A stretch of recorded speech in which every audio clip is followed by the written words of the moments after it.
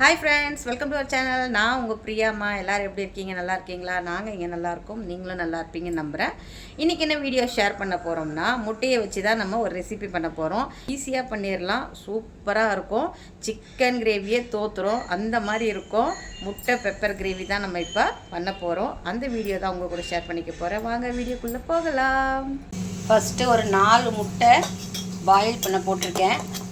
Boil ஆன பிறகு நம்ம அதை தோல் உரித்து எடுத்துக்கலாம். அதுக்குள்ளே நம்ம கிரேவிக்கு ரெடி பண்ணிடலாம். கேஸ் ஆன் பண்ணி கடாய் வச்சுக்கலாம். கடாய் காஞ்சதும் ஒரு 3 ஸ்பூன் எண்ணெய் ஊற்றிக்கலாம். எண்ணெய் காயட்டும். எண்ணெய் காஞ்சிருச்சு. ஒரு 1/4 ஸ்பூன் கடுகு போட்டுக்கலாம். கடுகு பொரியட்டும். உங்களுக்கு கடுகு தேவையில்லைன்னா கூட சோம்பு, பட்டை, கிராம்பு போட்டு அந்த மாதிரியும் பண்ணலாம். நான் இப்போ கடுகு மட்டும் போட்டு தாளிக்கிறேன்.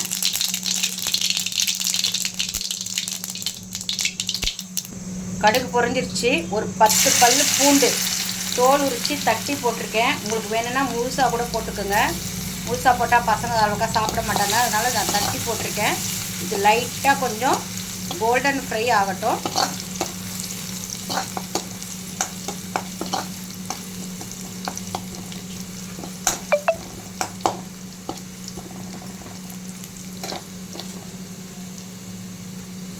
ஒரு கொத்து கருவேப்பிலை,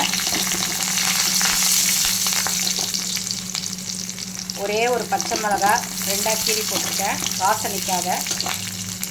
வாசனைக்காகவும் காரத்துக்காகவும். சின்ன வெங்காயமும் பெரிய வெங்காயமும் சேர்த்து கட் பண்ணி வச்சுருக்கேன்.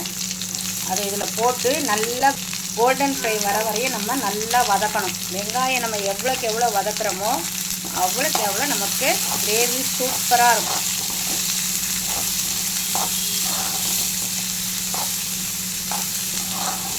வெங்காயம் நல்லா வதங்கிருச்சு. இந்த பக்குவம் போதும்.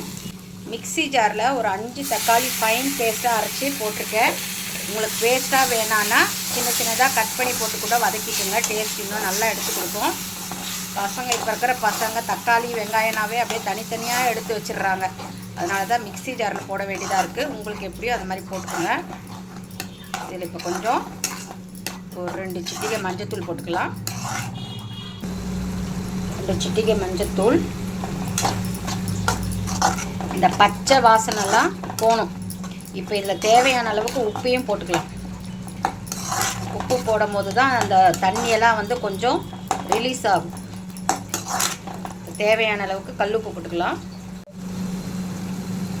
இந்த முட்டை கிரேவி சூப்பராக செஞ்சிடலாம். ஈஸி, பேச்சுலர்லாம் சூப்பராக செஞ்சிடலாம். இது வந்து சைட் டிஷ்ஷாகவும் யூஸ் பண்ணலாம். சாதத்துக்கும் சுட சுட சாதம், சப்பாத்தி, இட்லி, தோசை எல்லாத்துக்குமே நம்ம இதை சைட் டிஷ்ஷாக பண்ணிக்கலாம். இப்போ வேண்டிய அளவுக்கு கல்லுப்பையும் போட்டாச்சு. இது இப்போ எண்ணெய் பிரிஞ்சு வந்த பிறகு நம்ம கொஞ்சம் மிளகாத்தூள் போட்டுக்கலாம். வெங்காயம் தக்காளி நல்லா சுருண்டு வந்துருச்சு பாருங்கள். பச்சை வாசனைலாம் போய் சூப்பராக சுருண்டு வந்துருச்சு. இந்த ஸ்டேஜில் நம்ம காரத்துக்கு கொஞ்சமாக மிளகாத்தூள் போட்டுக்கலாம். நான் பெப்பரும் போட போகிறேன். உங்களுக்கு பெப்பர் வேணான்னா காரத்துக்கு மிளகாத்தூள் கொஞ்சம் எக்ஸ்ட்ரா போட்டுக்கோங்க. நான் ஒரு 1/2 ஸ்பூன் மிளகாத்தூள் போட்டிருக்கேன். வீட்டு மிளகாத்தூள் தான் போட்டிருக்கேன். ஏன்னா பச்சை மிளகா வேறு ஒன்று போட்டிருக்கோம். இதை நல்லா பிறந்து வந்துருச்சு பாருங்கள்.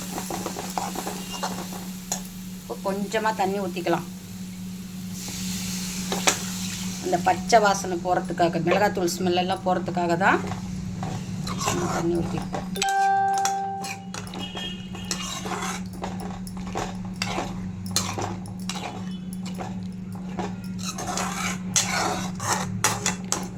என் பையனுக்கு இந்த கிரேவி ரொம்ப பிடிக்கும். சப்பாத்திக்கு தொட்டு சாப்பிட்றதுக்கு ரொம்ப ரொம்ப பிடிக்கும்.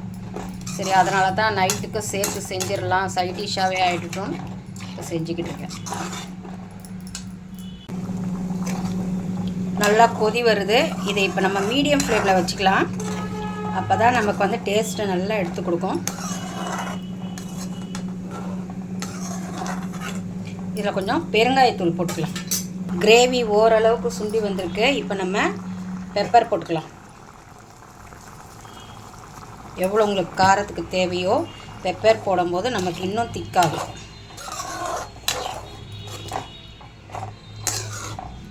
பெப்பர் போட்டு ஒரு 1 மினிட் வச்சுக்கலாம்.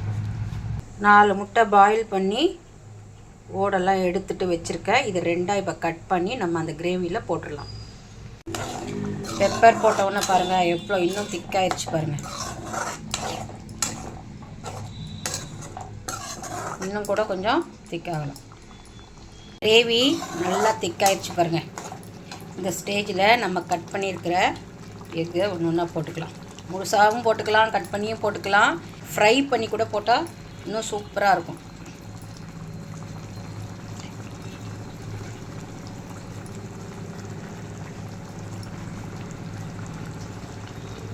இது அப்படியே ஸ்லோ ஃப்ளேமில் வச்சு அந்த எசன்ஸ்லாம் உள்ளே இறங்கட்டும். முட்டை போட்டுட்டு ரொம்ப நேரம் வைக்கணும்னு அவசியம் இல்லை.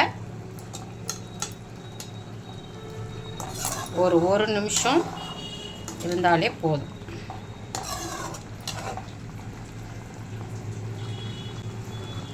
அவ்வளோதான் friends, egg pepper gravy ready.